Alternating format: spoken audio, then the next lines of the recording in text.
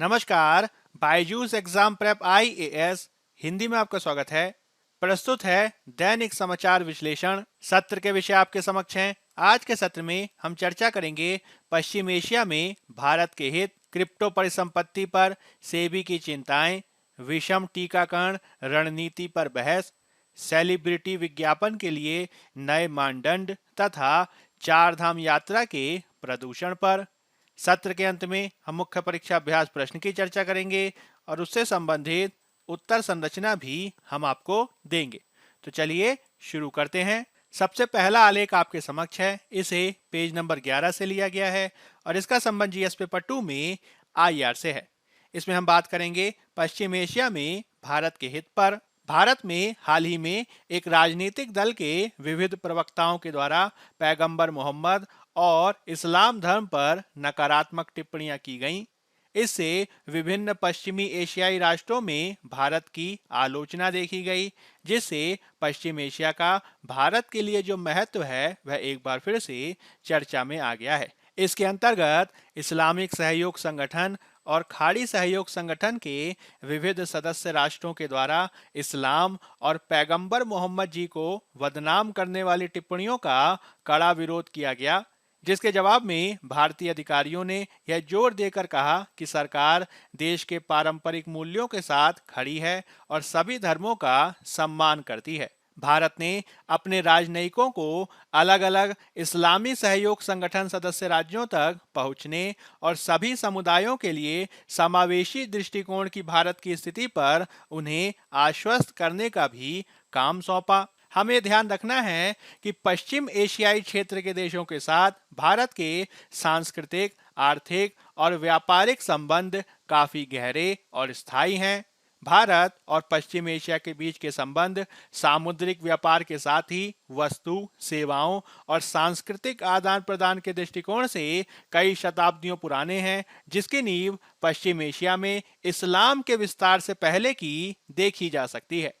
पश्चिम एशियाई क्षेत्र ने ग्रीस, रोमन और अन्य प्रारंभिक यूरोपीय साम्राज्यों के लिए एक भूमि व्यापार पुल के रूप में भी काम किया और सोने और चांदी के बदले मसालों, कपड़े, रेशम और नील में समृद्ध व्यापार को भी अच्छी तरीके से इसमें दर्ज किया गया है। यदि हम आज की बात करें तो वर्तमान में पश्चिम एशियाई क्षेत्र के देश सामूहिक रूप से भारत के कुल द्विपक्षीय व्यापारिक हिस्से के छठे हिस्से के लिए जिम्मेदार हैं और भारत के कच्चे तेल की आपूर्ति का लगभग 3/5 हिस्सा योगदान करते हैं। यह क्षेत्र भारतीय कामगारों, पेशेवरों और उद्यमियों के लिए नौकरियों और आर्थिक अवसरों का एक प्रमुख प्रदाता भी है और लगभग 89 लाख भारतीयों का घर है।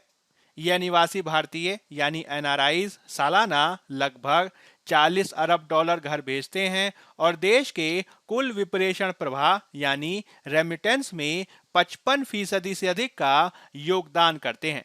खाड़ी देशों से सॉवरिन वेल्थ फंड और अन्य निवेशकों से निवेश भी हाल के वर्षों में तेजी से बढ़ा है और भारत, जिसने इस साल की शुरुआत में संयुक्त अरब अमीरात यानी यूएई के साथ एक व्यापक आर्थिक भागीदारी समझौते पर हस्ताक्षर किए हैं, अब इस क्षेत्र के साथ इस तरीके के और अधिक व्यापार और निवेश समझौतों पर बातचीत करके अपने व्यापार संबंधों को महत्वपूर्ण रूप से बढ़ावा देना चाहता है।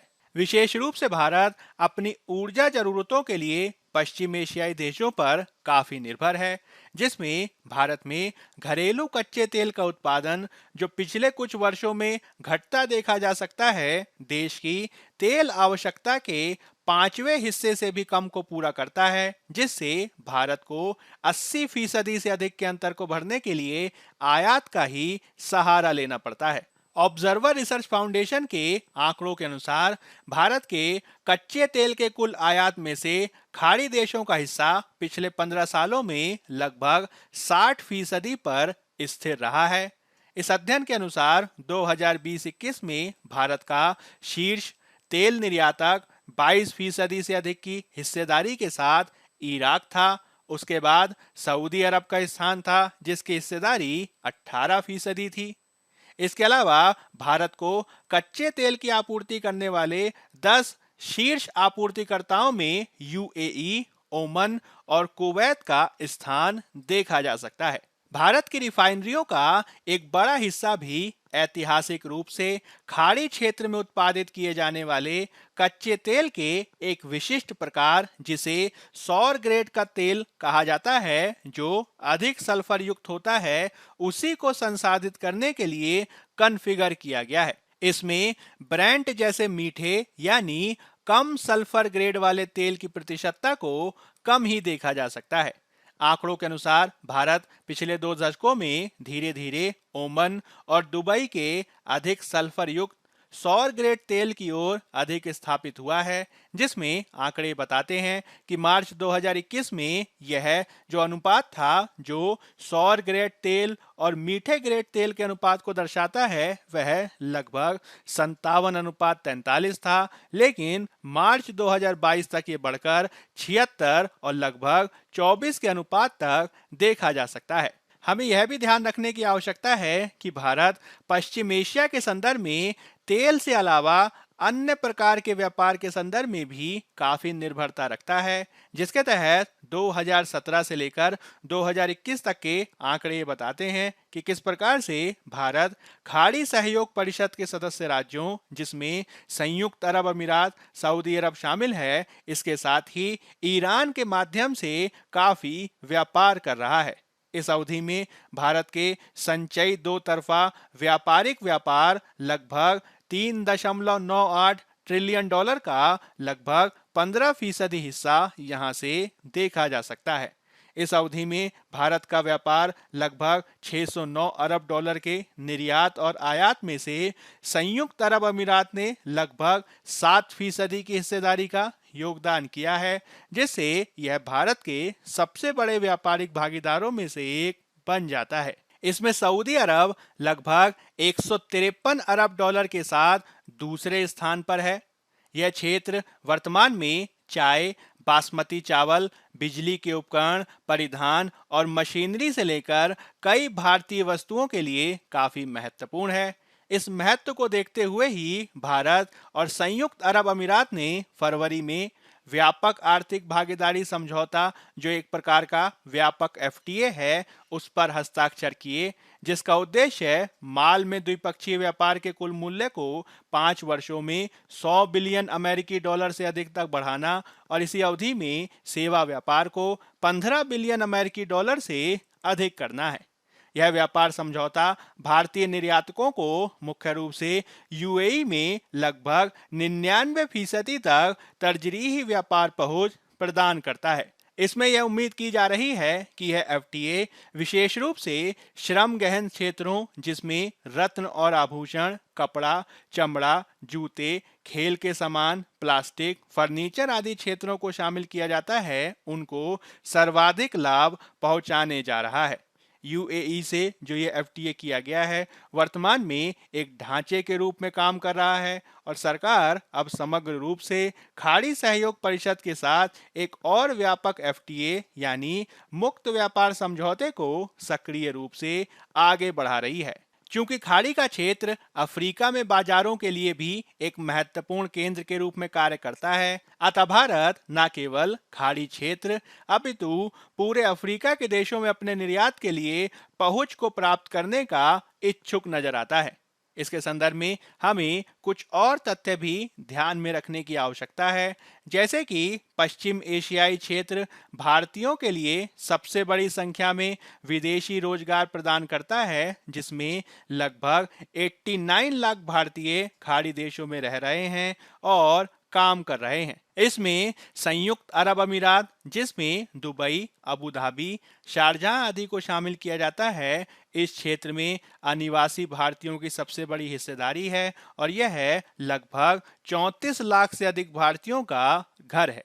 इसके अलावा सऊदी अरब में लगभग 26 लाख भारतीय रहते हैं, जबकि कुवैत में इनकी संख्या 10 लाख से अधिक देखी जा सकती है। इन देशों में भारतीय अलग अलग प्रकार के रोजगारों में संलग्न हैं, जिसमें निर्माण श्रमिक से लेकर तेल उद्योग के श्रमिक, चिकित्सा क्षेत्र में नर्स और डॉक्टर से लेकर आतिथ्य उद्योग और वित्त पेशेवरों तक के क्षेत्र शामिल किए जाते हैं, जो हर नौकरियों की श्रेणी में सर्वव्यापी नजर आते हैं। इसमें आंकड़े यह भी बताते हैं कि 2017 में उन्होंने जो विप्रेषण यानी रेमिटेंस घर वापस भेजा था, वह उस वर्ष दुनिया भर से भारत में प्राप्त लगभग $69 बिलियन का लगभग 55% था। इस रूप में आंकड़ों के दृष्टिकोण से खाड़ी देशों का महत्व काफी अधिक है, जिसे भारत और व्यापक करने का प्रयास कर रहा है। अब हम बात कर लेते हैं पेज नंबर 11 में दिए गए एक अन्य आलेख की, जिसका संबंध जीएस पेपर 3 में अर्थव्यवस्था से है। इसमें हम बात करेंगे क्रिप्टो परिसंपत्ति पर सेबी की चिंताओं पर। भारतीय प्रतिभूति और विनिमय बोर्ड सेबी, जो प्रतिभूतियों और वस्तुओं के बाजार को नियंत्रित करता है, ने कथित तौर पर वित्त पर संसदीय स्थायी समिति को बताया है कि क्रिप्टो संपत्ति का विनियमन इसके प्रकृति को देखकर मुश्किल होने वाला है। पिछले महीने आरबीआई ने भी समिति के साथ क्रिप्टो करेंसी के बारे में अपनी चिंताओं को साझा किया था। सेबी का यह मानना है कि क्रिप्टो परिसंपत्तियों को विनियमित करने में काफी समस्याएं हैं, क्योंकि मुख्य रूप से वे विकेंद्रीकृत वितरित लेजर में बनाई जाती हैं, जो दुनिया भर में फैले कंप्यूटर नोड्स में निहित होते हैं। क्रिप्टो परिसंपत्तियों में आमतौर पर बिटकॉइन जैसी क्रिप्टो करेंसी को शामिल करने के साथ ही विविध प्रकार के उपयोगिता टोकन और नॉन फंजिबल टोकन यानी अपूर्णीय टोकन आदि को शामिल किया जाता है। क्रिप्टो परिसंपत्तियों के लिए अंतर्निहित तकनीक समान होती है, जो विकेंद्रीकृत वितरित लेजर है, जो किसी एक इकाई के द्वारा नियंत्रित नहीं होता है। सेबी का यह मानना है कि क्रिप्टो परिसंपत्ति के संदर्भ में इससे संबंधित बाजार के विभिन्न पहलुओं से निपटने के लिए विभिन्न नियामकों की आवश्यकता होने जा रही है, जैसे कि क्रिप्टो एक्सचेंज ऐसे ही एक पहलू का प्रतिनिधित्व करते हैं। ये एक्सचेंज सीमा पार लेन देन के मामले में एक देश की आधिकारिक मुद्रा को दूसरे देश में परिवर्तित करने के लिए एक पुल के रूप में क्रिप्टो करेंसी के उपयोग को सक्षम बनाता है। इसके संदर्भ में सेबी ने सुझाव दिया है कि इन एक्सचेंजों को आरबीआई के नियामक दायरे में लाया जा सकता है, जिसमें आरबीआई इसमें नो योर कस्टमर यानी अपने ग्राहक को जानो यानी केवाईसी नॉर्म्स के साथ ही धन शोधन का विरोध और आतंकवाद के वित्त पोषण को रोकने से संबंधित मानदंडों को भी लागू कर सकता है। पिछले कुछ वर्षों से आरबीआई ने बैंकों को विनियमित करने में इन दिशा निर्देशों का एक सेट लागू किया है, ताकि उन्हें आपराधिक तत्वों द्वारा उपयोग किया जाने से रोका जा सके। इसमें क्रिप्टो संपत्ति के ग्राहक इस बाजार का एक और महत्वपूर्ण हिस्सा हैं। सेबी ने सुझाव दिया है कि उनके हितों की रक्षा करने के लिए 2019 के उपभोक्ता संरक्षण अधिनियम को लागू किया जाए। इसमें इस बात पर भी स्पष्टता मांगी गई है कि क्या क्रिप्टो करेंसी को कानूनी रूप से प्रतिभूतियों के रूप में वर्गीकृत किया जा सकता है अथवा नहीं, क्योंकि वर्तमान में वह कानूनी रूप से प्रतिभूतियों के रूप में वर्गीकृत नहीं है।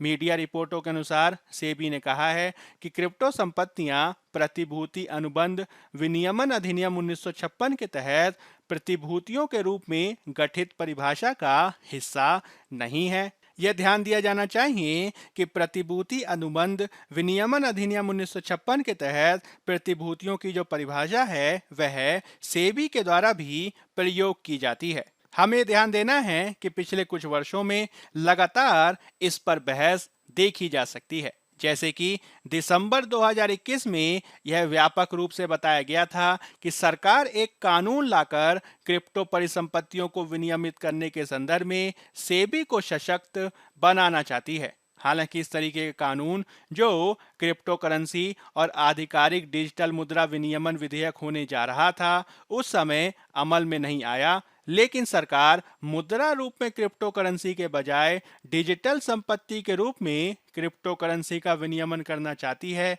यह बात अब तक समाप्त नहीं हुई है। सेबी के द्वारा क्रिप्टो करेंसी के सेलिब्रिटी एंडोर्समेंट के मुद्दे को भी संबोधित किया गया है। इसमें सेबी के द्वारा समिति को प्रस्ताव दिया गया है कि मशहूर हस्तियों को क्रिप्टो करेंसी का समर्थन करने की अनुमति नहीं दी जानी चाहिए।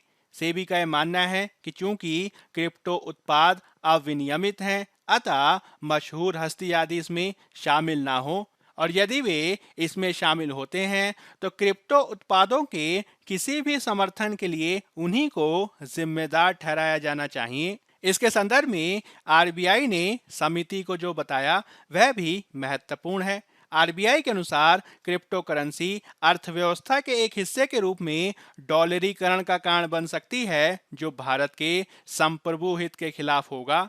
लगभग सभी क्रिप्टो करेंसी डॉलर मूल्यवान हैं और विदेशी निजी संस्थाओं के द्वारा जारी की जाती हैं। इससे हमारी अर्थव्यवस्था के एक हिस्से का डॉलराइजेशन या डॉलरीकरण, जिसे डॉलरकरण भी कहा जा सकता है, देखा जा सकता है।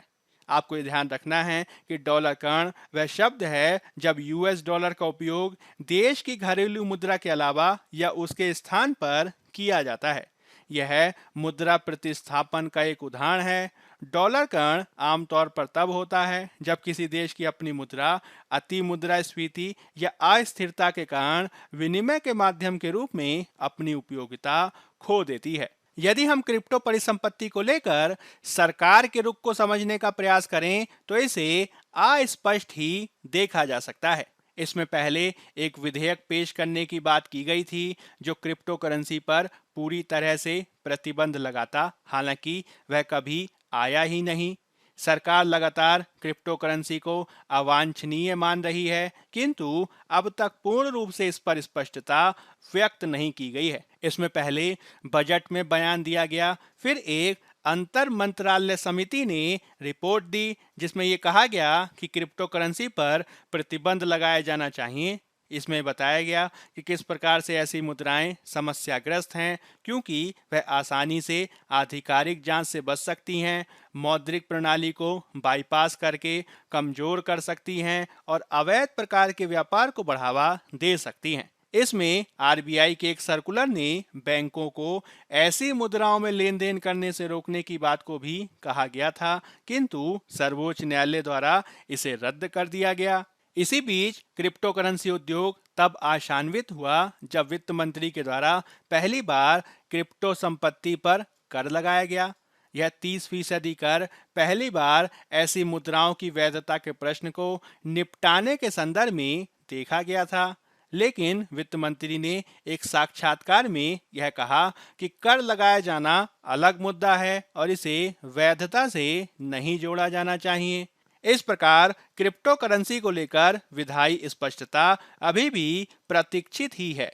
अब संसदीय समिति से उम्मीद की जा रही है कि वह व्यापक बातचीत करके अपनी रिपोर्ट संसद को सौंपेगी। इसके माध्यम से एक विधेयक लाया जाएगा जो न केवल भारत में आधिकारिक डिजिटल मुद्रा के निर्माण के लिए एक सुविधाजनक ढांचा स्थापित करेगा, अपितु क्रिप्टो करेंसी को लेकर भारत के रुख को भी स्पष्ट करेगा। अब हम बात कर लेते हैं पेज नंबर 11 में दिए गए एक अन्य आलेख की, जिसका संबंध जीएस पेपर 2 में स्वास्थ्य क्षेत्र से है। इसमें हम बात करेंगे विषम टीकाकरण रणनीति पर बहस की। 24 मई के बाद से ही भारत में कोविड-19 के मामलों में वृद्धि देखी गई है।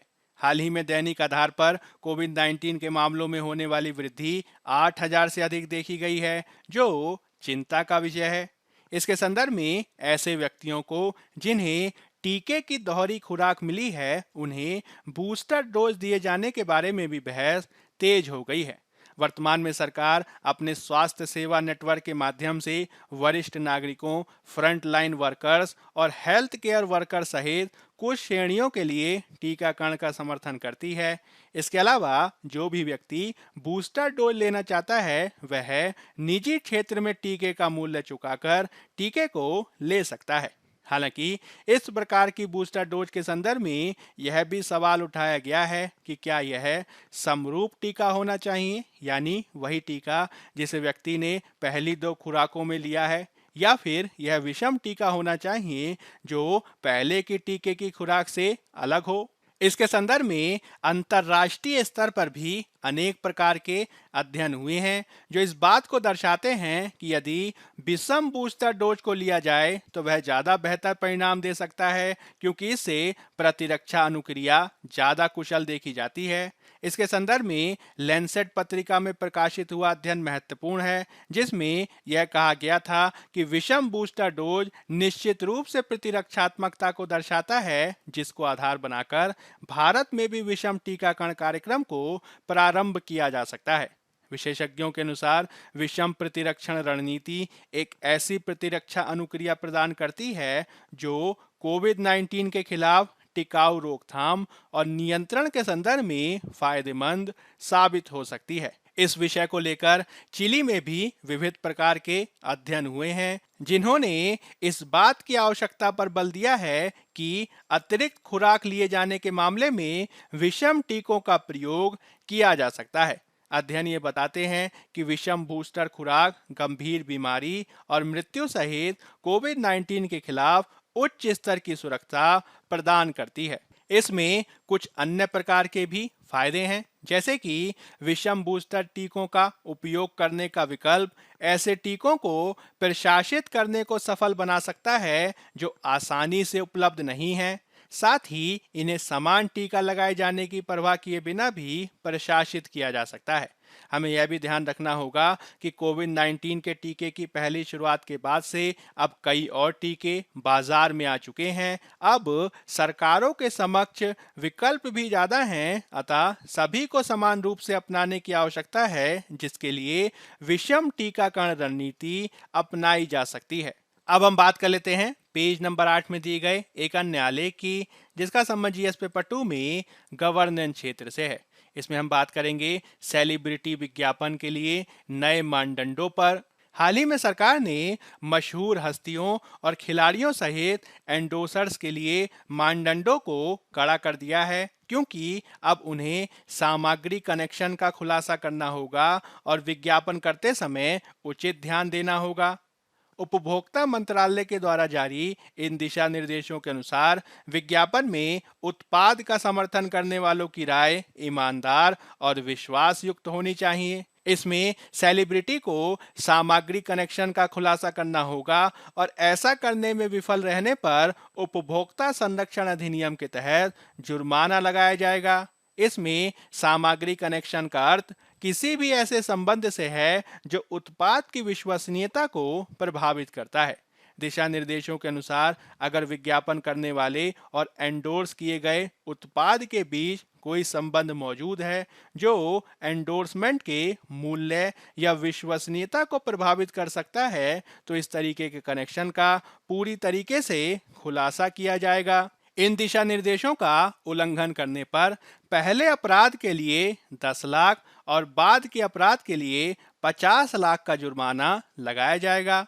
मूल रूप से इन्हें भ्रामक विज्ञापनों को रोकने के लिए जारी किया गया है और ये नए दिशा निर्देश 10 जून 2022 से लागू हो गए हैं। अब हम पेज नंबर 15 पर दिए गए एक अन्य आलेख को देख लेते हैं, जिसका संबंध जीएस पेपर 1 में कला और संस्कृति से है। इसे आप भूगोल विषय से भी जोड़कर देख सकते हैं, जिसमें हम बात करेंगे चार धाम यात्रा के प्रदूषण पर। उत्तराखंड में चार धाम यात्रा, जो 4 हिमालयी मंदिरों की वार्षिक तीर्थ यात्रा है, ने केदारनाथ के मार्ग को कचरे और प्लास्टिक कचरे के बढ़ते ढेर में बदल दिया है। इसमें हजारों भक्तों को वाहनों में गौरी कुंड तक ले जाया जाता है, जहां से केदारनाथ मंदिर तक 18 किलोमीटर की यात्रा शुरू होती है। कई तीर्थयात्रियों को घोड़ों पर, खच्चरों पर और कुछ को पालकी और हेलीकॉप्टर में ले जाया जाता है, जबकि बड़ी संख्या में लोग पैदल यात्रा भी करते हैं। हालांकि जिस प्रकार से भारी मात्रा में तीर्थयात्री देखे गए हैं, वह है वायु प्रदूषण और पर्यावरण संबंधी खतरे को बढ़ा रहा है। इसमें राज्य सरकार चौराबाड़ी ग्लेशियर से निकलने वाली मंदाकिनी नदी में बढ़ते कचरे के मुद्दे को हल करने के लिए लगातार संघर्ष कर रही है। हाल ही में प्रधानमंत्री जी के द्वारा भी मन की बात के अपने रेडियो संबोधन के दौरान तीर्थ स्थल पर फेंकी जाने वाली गंदगी पर चिंता व्यक्त की गई थी। विशेष रूप से तीर्थयात्रियों के द्वारा फेंके गए प्लास्टिक कचरे ने पर्यावरणविदों को चिंतित किया है, जिनका मानना है कि यह नाजुक पारिस्थितिकी तंत्र को नुकसान पहुंचा सकता है, यह मिट्टी का क्षरण कर सकता है और अंततः भूस्खलन को बढ़ावा दे सकता है। हाल के दिनों में केदारनाथ मार्ग के किनारे कचरे के ढेर की तस्वीरें सोशल मीडिया पर वायरल हुई हैं, जिसमें कई लोगों ने अपराधियों के खिलाफ सख्त जुर्माना लगाने की मांग की और सरकार से हर मौसम में पर्यटकों की संख्या को भी सीमित करने का आग्रह किया गया है। इस साल केदारनाथ 6 महीने के बाद 6 मई को फिर से खुला है। पहले केदारनाथ की वार्षिक तीर्थ यात्रा मई के तीसरे हफ्ता तक चरम पर होती थी, किंतु इस साल चार धाम पहले दिन से ही खचाखच भरे हुए हैं। इस साल केदारनाथ मार्ग पर 42 मौतें भी हुई हैं, जो चार धाम मार्ग पर सबसे अधिक हैं। निश्चित रूप से यह चिंता का विषय है, जिस पर कार्रवाई किए जाने की आवश्यकता है। अब हम बात कर लेते हैं मुख्य परीक्षा अभ्यास प्रश्न की। पहला प्रश्न है, पश्चिम एशिया में भारत का आर्थिक दांव क्यों ऊंचा है? उदाहरण के साथ स्पष्ट करें। 150 शब्द, 10 अंक। दूसरा प्रश्न है, क्रिप्टो संपत्ति के बारे में सेबी की चिंताएं क्या हैं? इस संदर्भ में सरकार के रुख को भी स्पष्ट करें। 150 शब्द, 10 अंक। पहले उत्तर की संरचना की भूमिका में आप पश्चिम एशिया का सामान्य परिचय देंगे और इसके मुख्य भाग में आप पश्चिम एशिया में भारत के आर्थिक हितों को स्पष्ट करेंगे और इसके संदर्भ में कुछ महत्वपूर्ण आंकड़े भी देंगे। अंत में आप एक उपयुक्त सकारात्मक निष्कर्ष प्रस्तुत करेंगे और इस रूप में आपका उत्तर पूर्ण होगा। दूसरे उत्तर की संरचना की भूमिका में आप क्रिप्टो संपत्ति का सामान्य परिचय देंगे और इसके मुख्य भाग में आप क्रिप्टो संपत्ति को लेकर सेबी के विचारों को स्पष्ट करेंगे। इसके संदर्भ में आरबीआई की स्थिति को बताएंगे और इसमें सरकार के विचारों को भी देंगे। अंत में आप एक उपयुक्त सकारात्मक निष्कर्ष देंगे और इस रूप में आपका उत्तर पूर्ण होगा। बायजूस एग्जाम प्रेप IAS के आज के अंक में फिलहाल इतना ही। धन्यवाद।